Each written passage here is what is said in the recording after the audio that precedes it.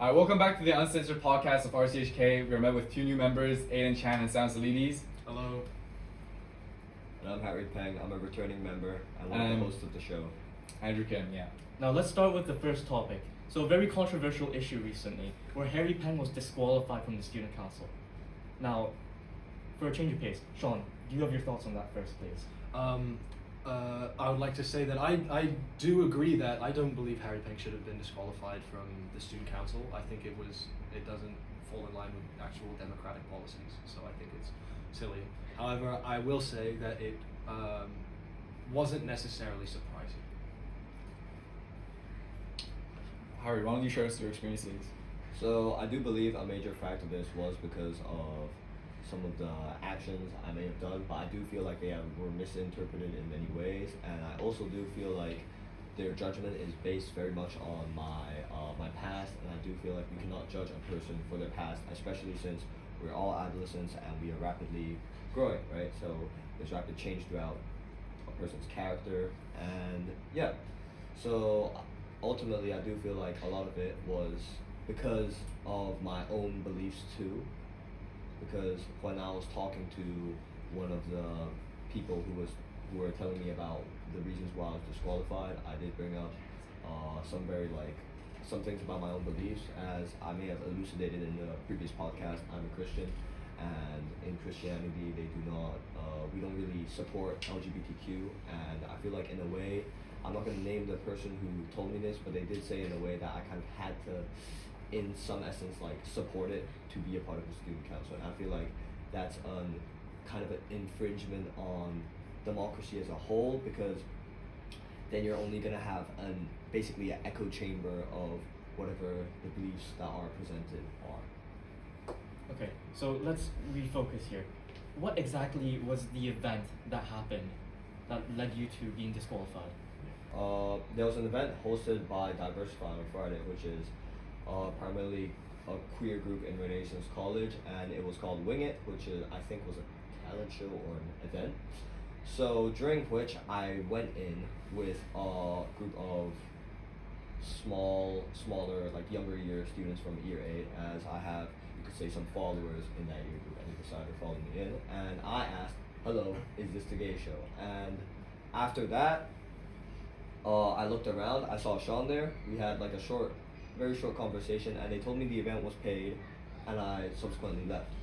And because of that, I think it sparked major controversy. Essentially, I was told by the teacher that because of that, I wasn't allowed to participate in the student council elections.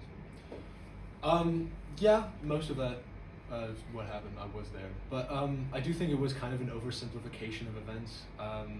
You came in, a group of people, whether or not the year 8s were, came in through their choosing, you do have to understand that you are older than them, and then you have to take some responsibility for that, right? If you truthfully don't want them to be there, and you were just curious about the event, you just go in understanding that they're going to be, like, a group of, like, however many of you is going to be something people are going to take notice by. You could tell them to please go away. But as well as, it wasn't, hello, is this the gay show? It was very loud, and you came in very with a caricature, should I say? It was very loud, very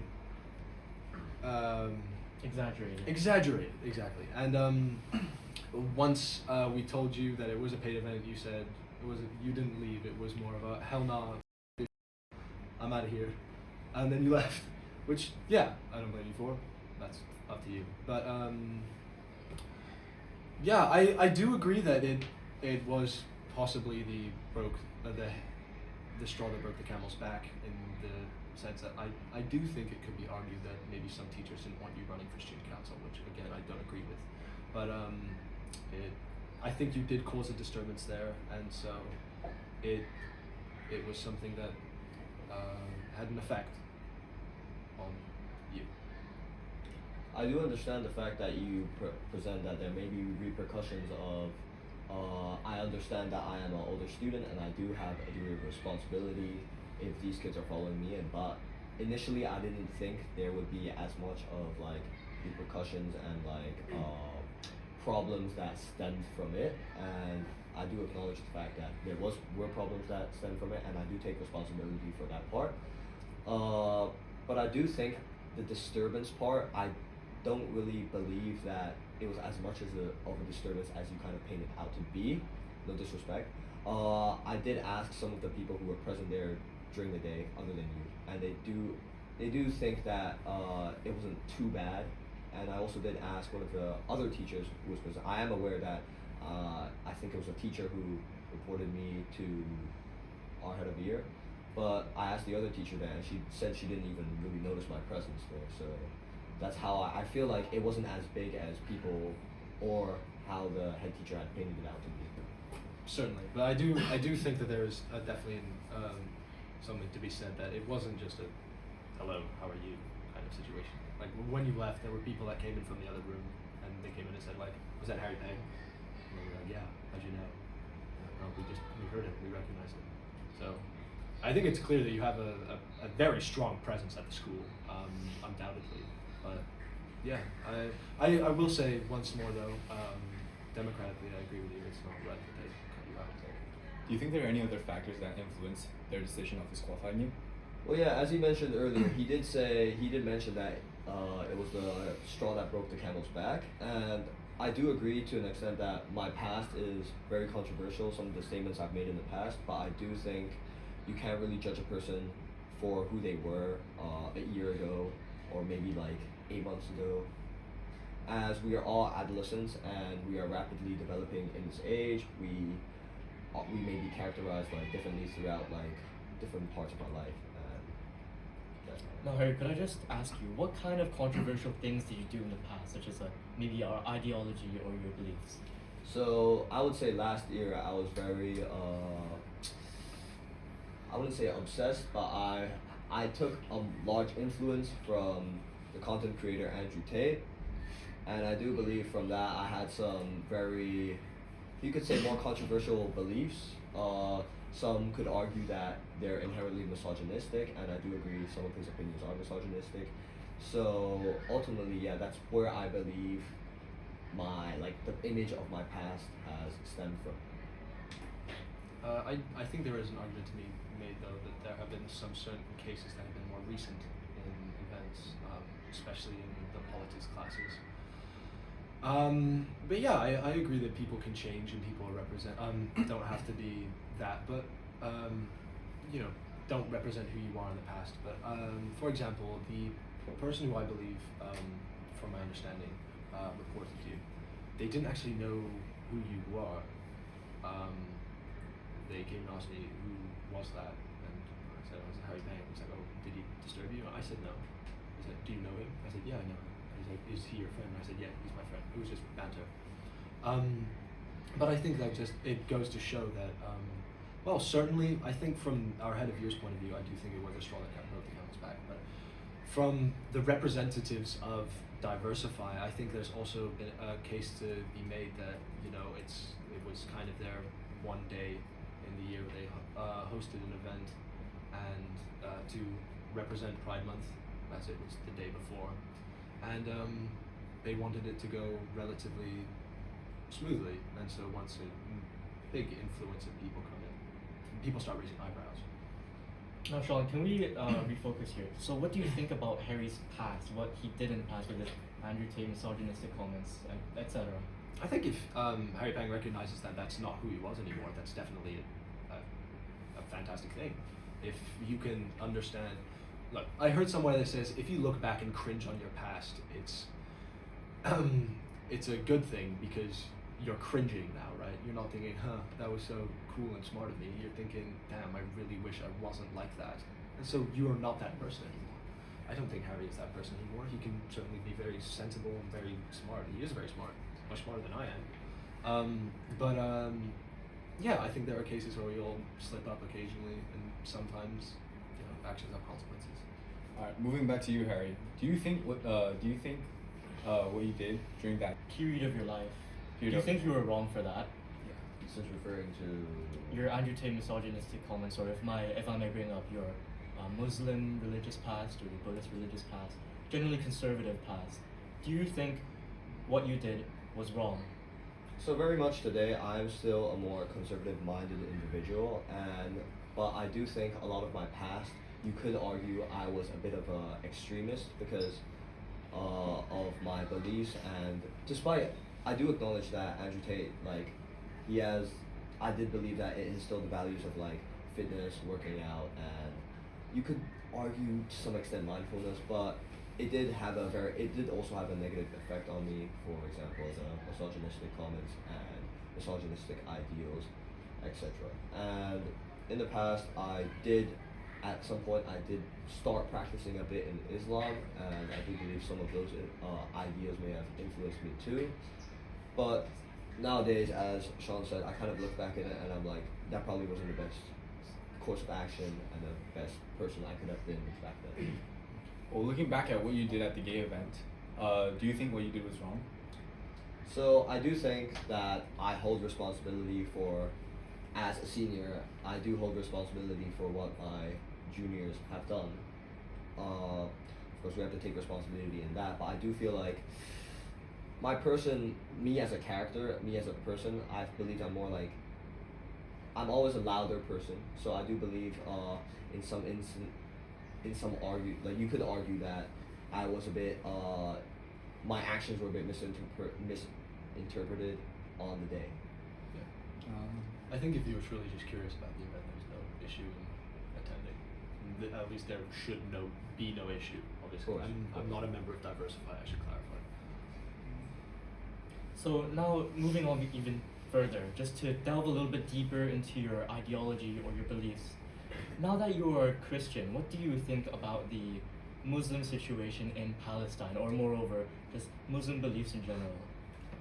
So I personally believe that I don't really agree with a lot of what Islam says, and I do think there are aspects in the Holy Book that you could say are kind of contradictions. I can't list any off the top of my head, but I have done some research in it before, and I do think some of the portrayals of their prophet, despite I do acknowledge that he was a very charitable man, he did preach to donate to the poor, but I do think some of the acts he was doing by himself, you could argue are very degenerate, and in today's, you can't judge a man who lived in 600 AD as the way you judge him today, but I do think it's very like kind of degenerate, and you could argue misogynistic to an extent. And in context of my Christian values, historically Christians and Muslims, they don't really agree with each other, and in the Quran it also does preach to kind of kill the Christians and Jews. So I'm not really keen with the Muslim beliefs. I think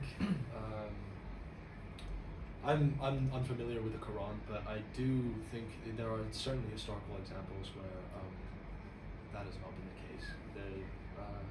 Muslims and Christians and Jews definitely have the ability to get along. For example, in the surrounding the Holy Land, there have been several times in history spanning hundreds of years even, where they've lived in unison together. Possibly not. I wasn't there, and I don't know, I'm not a historian, but my understanding, certainly maybe not in so entirely equally, but they lived together and didn't kill each other or things like that. Yeah, I think there's also definitely cases of places like in the West where places where they don't have such religious contexts holding prevalent in their society. I think there are places where Muslims and Christians get along. For example, in London, they have a very prevalent population of both, my understanding. Alright, I do think so.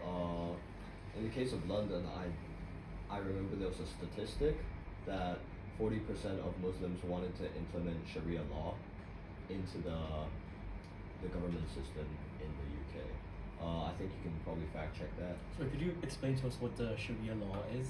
So the Sharia law is essentially the beliefs of the Muslims that can be interpreted from the Quran. So basically, Islamic ways of living life, and some of these ways I do believe in today's society and standard wouldn't really fit the way how for example, UK, in my belief, I think they're a pretty progressive country, and I don't really have any objections to that, but I do believe that it would infringe on what the UK's current state is.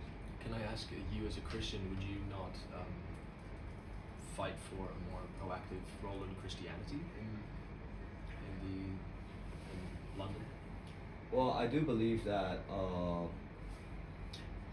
the Christian ideals wouldn't be as harmful as what Sharia law would want to implement. That's essentially the gist of what I think, and I do think everyone should have a way to express their own beliefs and ideals. I think as a Christian, despite me believing in my own God, and I don't believe in anyone else's beliefs, I do believe that if they want, they can practice it. I respect their decision to practice it, but I wouldn't say I necessarily respect their beliefs. Well, what about your, so do you think that Christianity should be, as a Christian, do you think it would be beneficial for the UK governments to implement a Christian perspective on things? Because otherwise I think it could be your previous statement of something like 40% of Muslims wanting Sharia law in the governments. I think it could be argued that if you as a Christian want a more Christian perspective in the thing, I think that could be pretty hypocritical. Right. But I would like to ask you, what do you mean by implementing Christian policies? Because it's kind of broad the way you have put it into it. Well, I don't know. I just saying that I think London, right, is it's a good mix of people. It's a very international city. But you said that 40% of Muslims want, I can't remember exactly what you said, but want a Sharia law in the government. Is that what you said? Yes. Yeah. So I'm just, whatever the Christian version of Sharia law is, if there is a version, do you think that, would you want that implemented in the government? Well, I do think, as you mentioned, it would be very hypocritical for me if I were to force my own beliefs on others. So as I've said earlier, I don't think that as Christians, we have our beliefs, you have your beliefs. But sometimes I do know that Christians will preach the gospel, and it's fully within the other person's right if they want to accept it or not. But I do believe that you shouldn't force, I do believe in the Bible it's stated that you shouldn't force Christianity onto others, or else they wouldn't be fully accepting of God within their heart, and it would just be kind of out of fear or coercion. So you think essentially that the Christianity should remain out of the government? Sorry? Out of the government. I do believe that the UK's UK was fundamentally built on, you could say, Christianity and its ideas, but I do think, I think that's all right as of now, and I don't think there shouldn't be more elements of it or less elements of it, because if we did start telling everyone to believe in this, it wouldn't be full heart, and it wouldn't be very Christian, you could say. Certainly, but I think it's important that a government as the UK is holding, God, I don't want to get this wrong, 80 million people? What's the population of the UK? You Google that for me. I could be very wrong about that. Maybe 50s. Continue. In between. Something in between that. It's a very diverse population, especially in places around London. So More or less correct. I think it's important that we look from the point of view that absolutely, I think government ministers and people that work in government are absolutely allowed to hold their opinions and religious beliefs, but I think it's important that we separate the line on where it becomes part of their work. Because like you said, it could be misinterpreted as trying to enforce policies, which I agree would be bad if it was Muslim or Christian or any religion. I believe in an unbiased government, and my understanding that's how you agree as well. Yeah, we agree on this. That's good. Okay, so moving forward now, since you two both agree on this, aside from the UK's domestic policy, what do you think of the UK's foreign policy in Gaza right now, as they are currently supporting Israel? I am pro-Palestine from my understanding of the wars. I'm not entirely sure on the UK's government's involvement on things. To my understanding, I do believe they are backing Israel, but I think ultimately Israel is not taking as good as care of its population as it should be.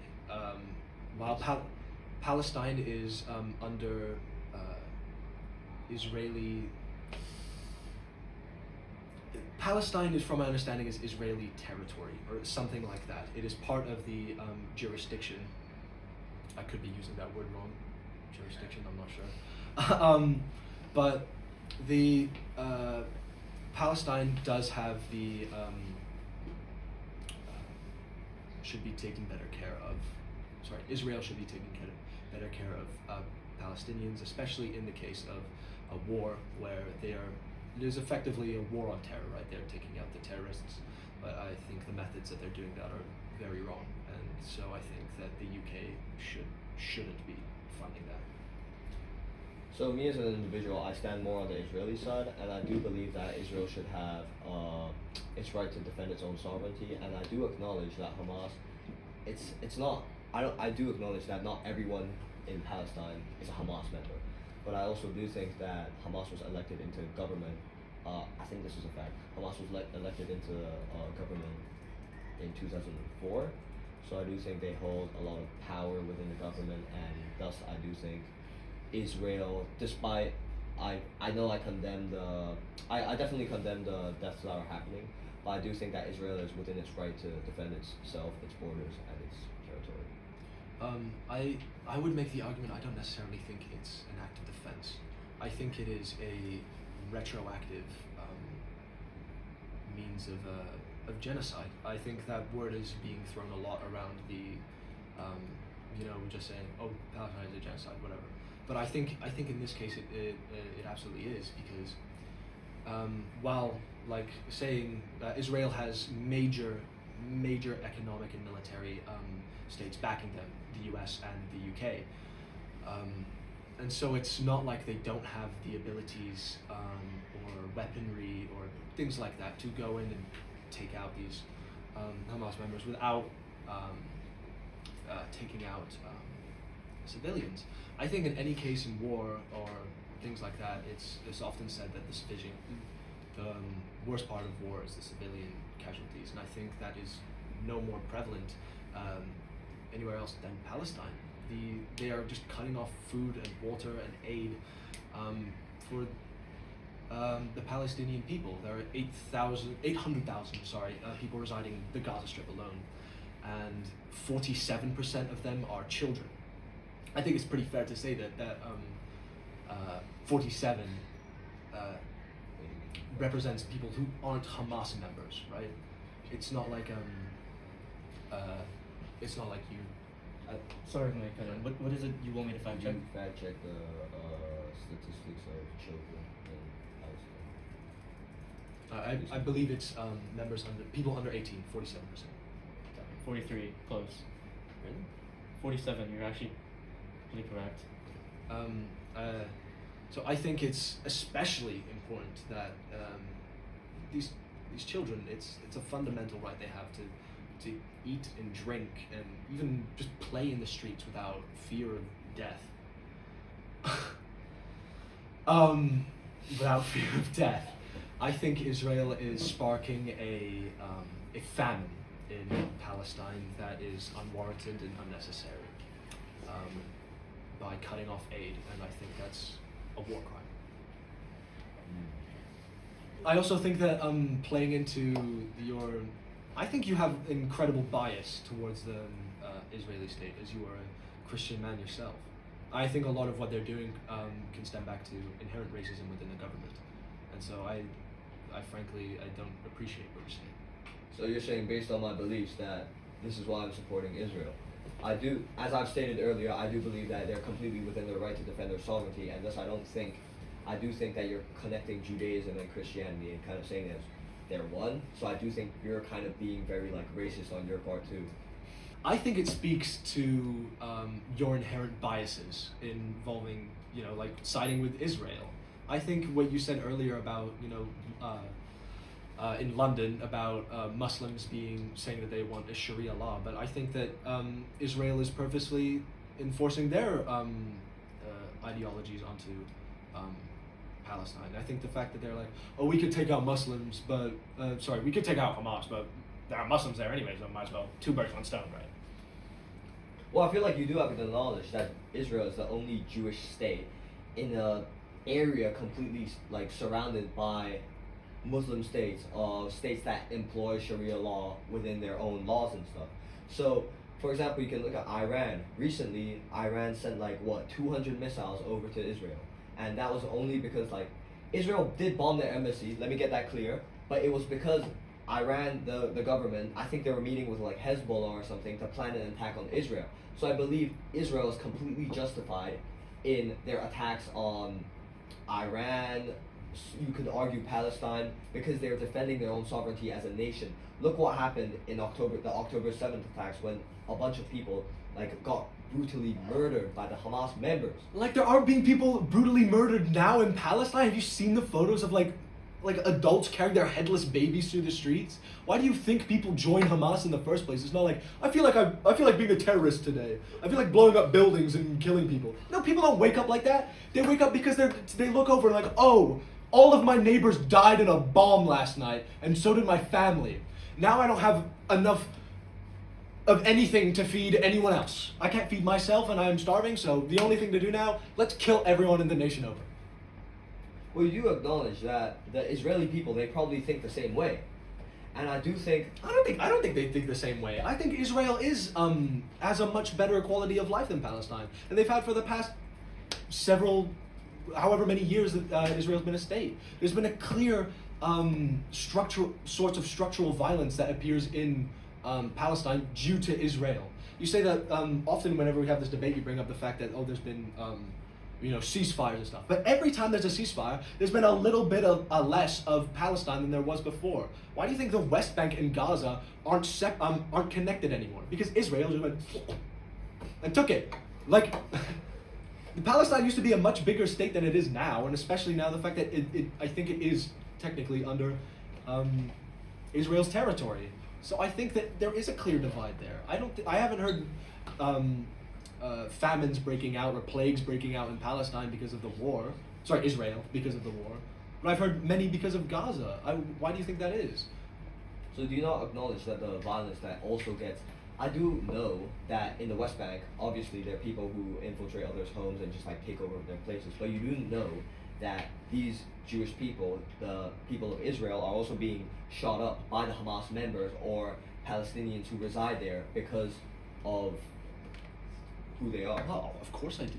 Of course I believe that. I think that these are terrible travesties, but I don't think it's fair to say that I don't think it's fair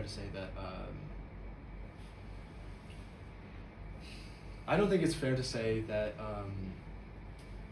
Palestine is like that Israel is fighting that because of Palestine was like that before, because I don't think it was like that before. Ultimately, all I want to say is you have to acknowledge the ethnic tensions between these two, the historical ethnic tensions, and how they've translated into modern society.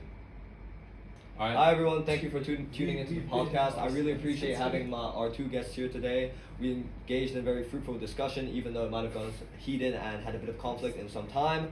I do really want to show my gratitude to these my 2 guests and the host today for showing up. Thanks for tuning in to RC Uncensored. Goodbye. See you next